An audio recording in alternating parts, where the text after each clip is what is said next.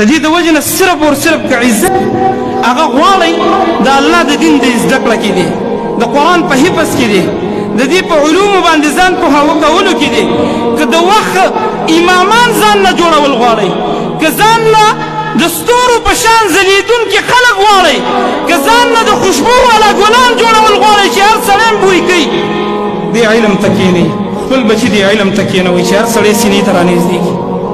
بخاري کې حدیث دی، عمر بن سلمه رضی الله تعالی عنه په باره کې راځي چې دا د 6 کالو په عمر کې د خپل قوم امام تیر شوی دی. امام په 6 کالو عمر کې زما او ستا بچي د مور نه جدا کېږي، خو دا صحابي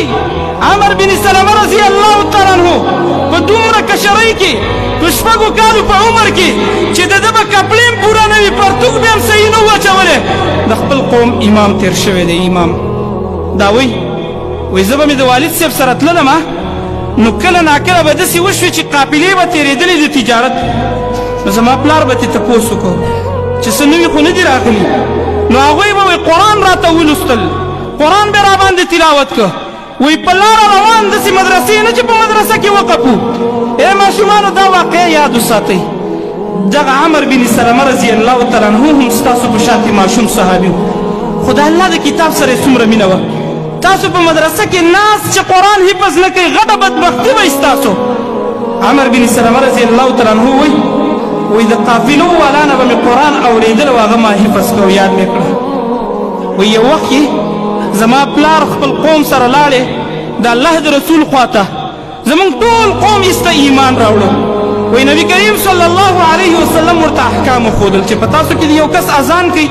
او یو د جمع ته مخکې شي جمع دې وکړي. نو وایي بیا د الله رسول ویلي چې جمع دې په تاسو کې هغه کس کوي چې چاته ډېر قرآن یادي. وایي زما قوم چې وکتل د ما نه زیات چاته قرآن نه یاد، د عمر په لحاظ سره ورکوټې ومه، خو الله راله د علم رتبه راکړې وه. الله په داسې مرتبه د دې لږ قرآن د وجې نه فایز کم چې خلک ورته پس کېږي.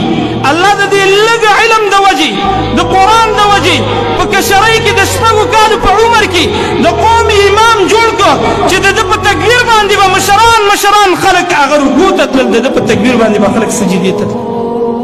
وایي دونه عظیمه مرتبه موږ ته د الله د کتاب د وجې نه میلاو شو. وایي ما به خپل قوم ته جمع ورکولې، نو زه په داسې حالت کې وم کشر هلک وم،